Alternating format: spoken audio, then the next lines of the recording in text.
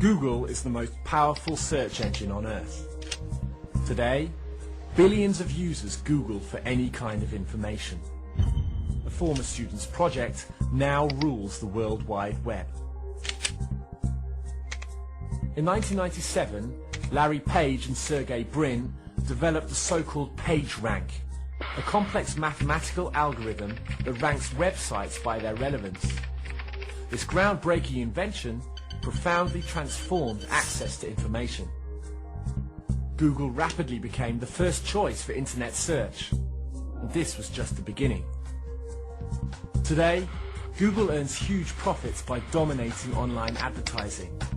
It's well on the way to becoming the most valuable company on the global market. But is it just about money? These men pursue a great vision, the Google Master Plan. Any kind of information will be accessible to anybody, controlled by Google itself. With the credo, don't be evil. New features and products are constantly flying out of the Googleplex, all for free. Don't you worry about your privacy?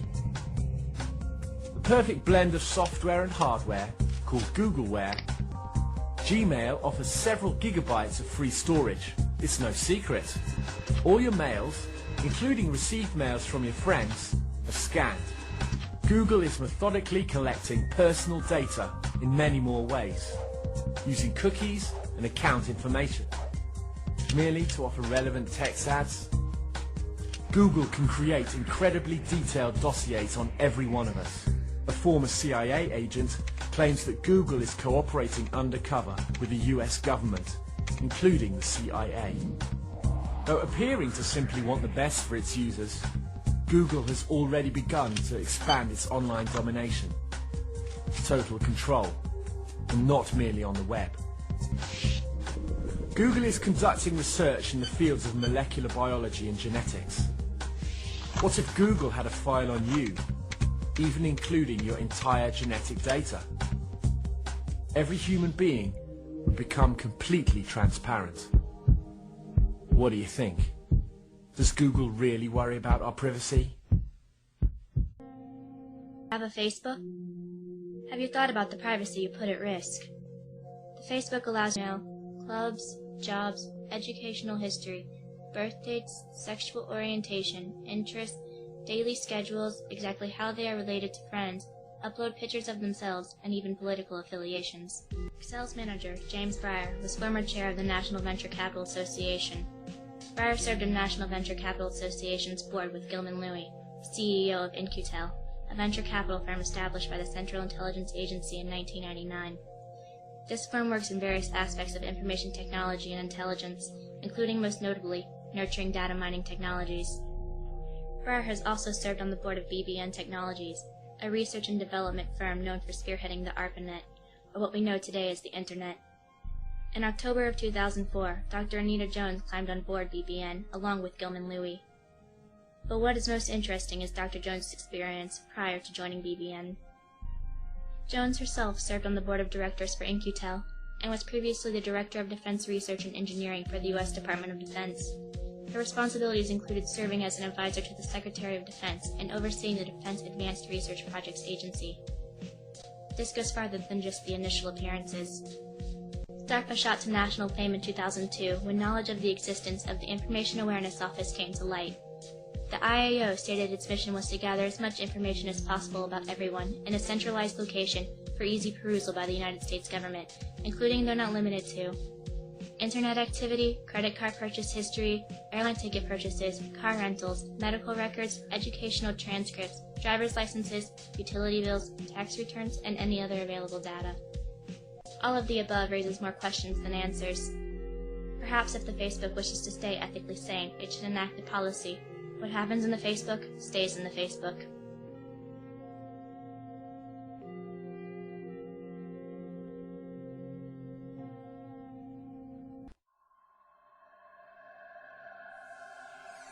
The United States of America is the most powerful nation on Earth. In itself, this goes a long way to explaining the things it does around the world.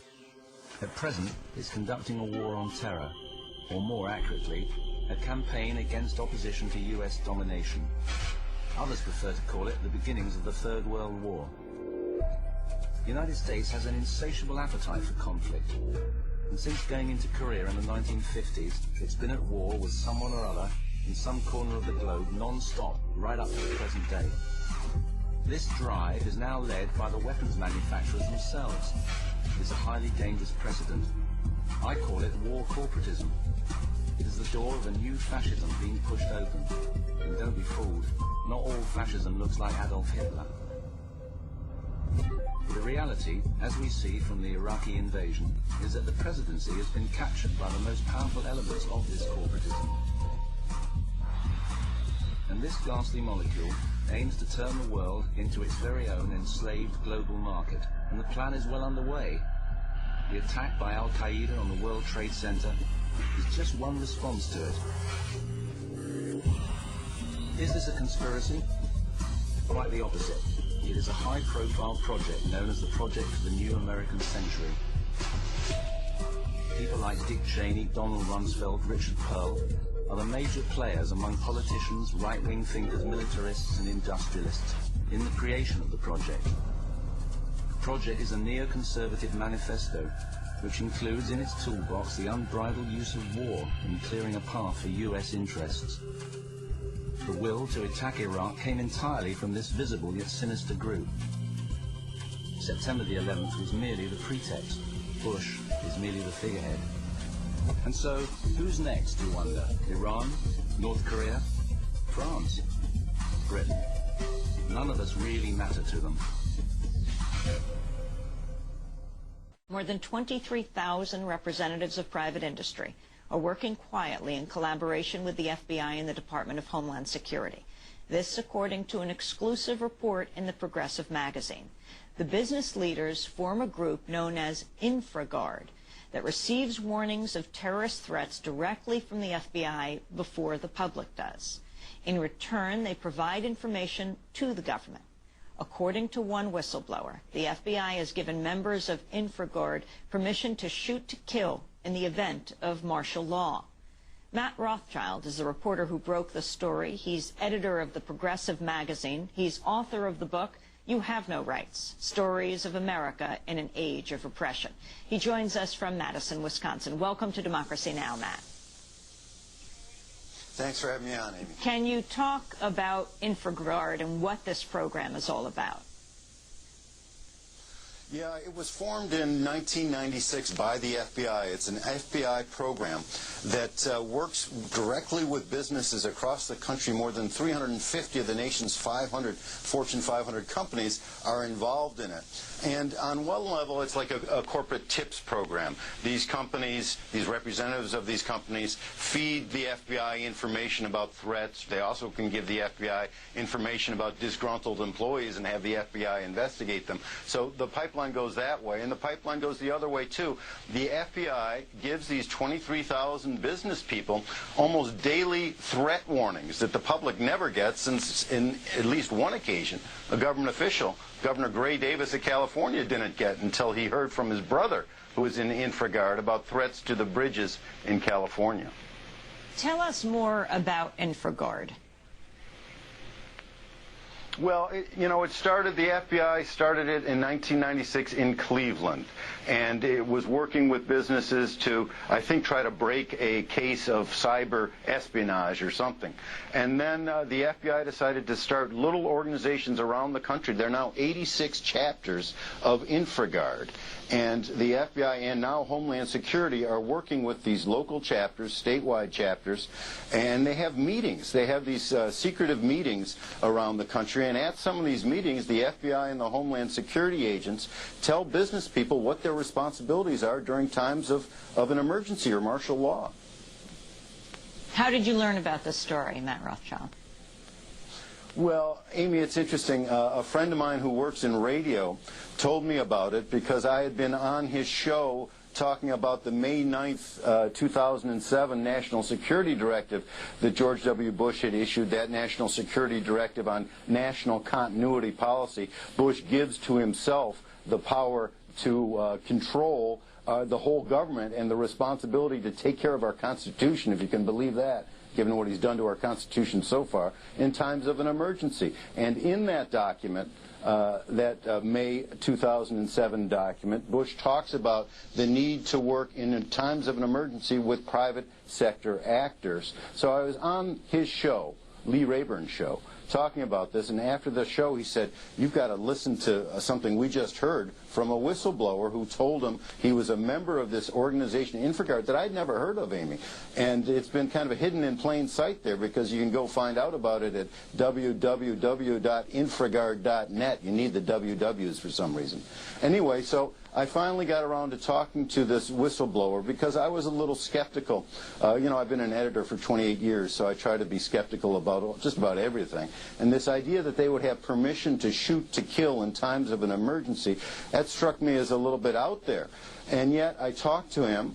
I took careful notes. He described a meeting at a place where Homeland Security and the FBI were giving a talk to maybe 30 people.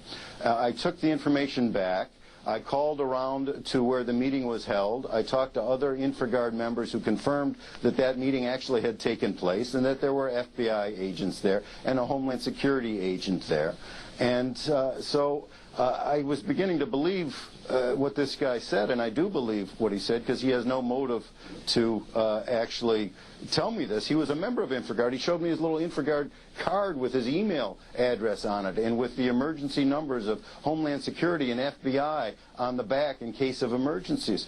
And so I tried to find other people and did manage to find other Infragard members who would talk to me about this emergency preparedness exercises that the FBI and Homeland Security has been conducting with these 23,000 business people around the country, and one other member of Infragard confirmed to me that she had actually been at meetings and participated in meetings where the discussion of lethal force came up as far as what business people are entitled to do in times of an emergency to protect their little aspect of the infrastructure. But just to clarify, Matt Rothschild, who exactly is empowered to shoot to kill if martial law were declared? The business leaders themselves?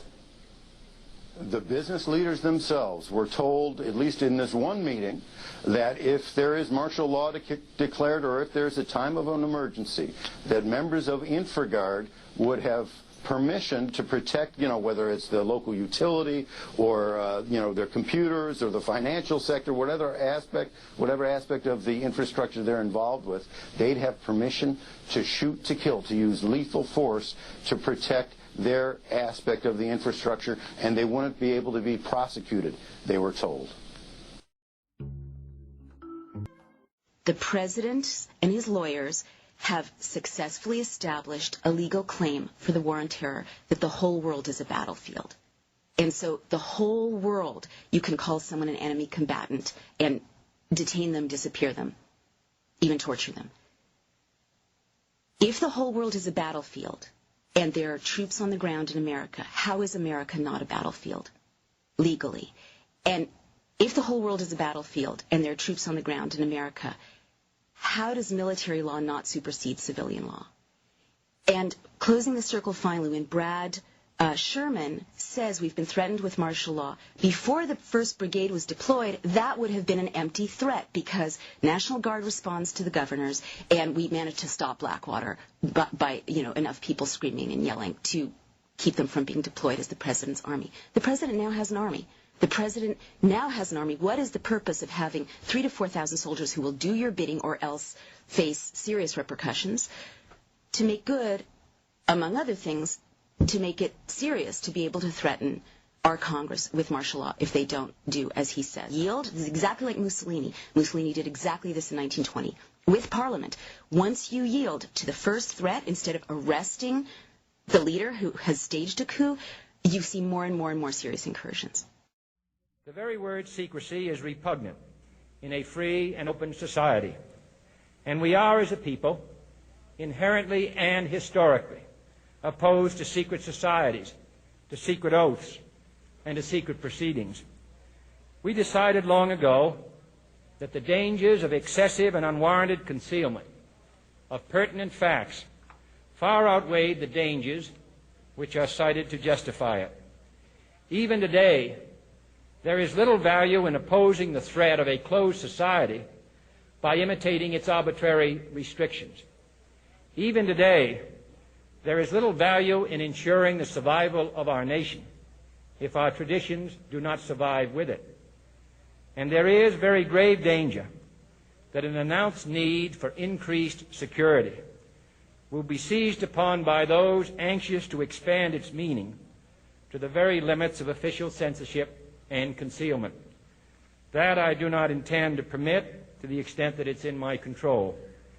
And no official of my administration, whether his rank is high or low, civilian or military, should interpret my words here tonight as an excuse to censor the news, to stifle dissent, to cover up our mistakes, or to withhold from the press and the public the facts they deserve to know. Is it the way of the future or just another fad? Seems some people are considering throwing away keys to the house and car in favor of a computer chip implanted in the wrist. A wave of the hand and the door opens right before their eyes. But as Jennifer Kirby reports, this apparent trend has its critics. Keith Kennedy always hated fumbling with his keys. Now he only uses one thing for all the doors he needs to unlock. Access granted. It's an electronic chip implanted in his wrist. Basically, it's just it's convenient. I'm a little bit more comfortable with having more security to my house, my car, and my business. His business is a body-piercing shop, but his passion is this new chip. He worked with a computer expert to develop the software. The chips work like swipe cards. Electronic readers identify people by their codes. A system can cost up to $10,000. Basically, info goes in. Larissa Kraft got a chip to get into her house. I have to spend 5-10 minutes going through my bag to find my keys. That's no longer an issue. Right now, this kind of technology is used for tracking cattle and identifying lost pets. Retailers also use it for tracking packages through the system. As for chipping people, a nightclub in Spain is doing it so patrons don't have to carry membership cards.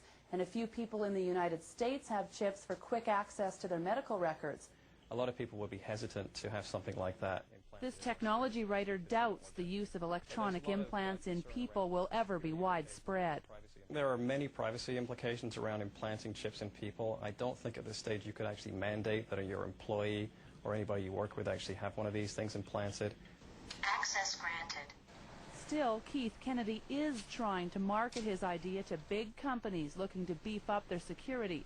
Radio frequency ID, tiny chips, big potential, how to change how freight packages, pets are tracked, all sorts of things. And now some people actually risking their own health to get them. Tonight, the great lengths people are going to implant radio frequency identification chips in their bodies. 28-year-old Mikey Sklar has a lot in common with his two cats. They both have something that sounds like it comes right out of the future. Tiny implants loaded with their personal information, chips surgically put into their bodies. They're called RFID tags, normally used to track things like shipping containers and marathon runners. For the cats, it's a device which keeps tabs on them if they get lost. For Sklar, well, he says it's to make life more convenient. I want to use it as an identification system so I can get personal information to show up. So I can scan my hand and have information about my favorite websites and email address and weather all be displayed for me through some custom hardware projects I've been working on. Sklar says he easily found his RFID tag on the internet, but finding someone to implant the device in his hand was a different story.